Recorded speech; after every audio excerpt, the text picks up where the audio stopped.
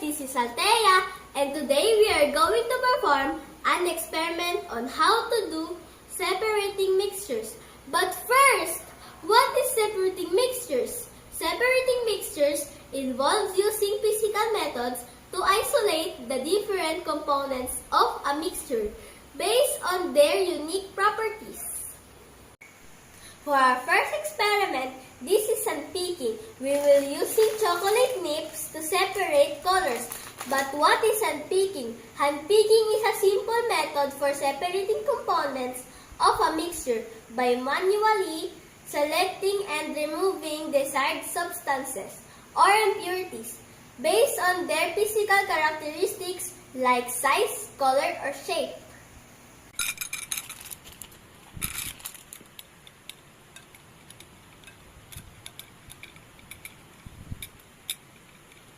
Our second experiment is sieving.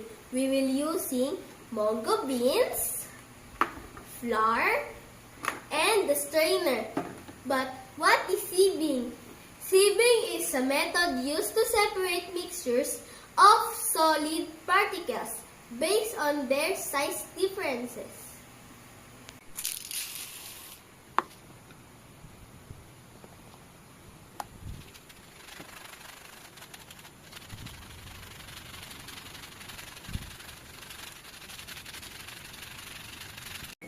And our last experiment is magnetism. We will using magnet, coins, and last is mungo beans. What is magnetism? Magnetism is a method used to separate mixtures where one component is a magnet and the other is not.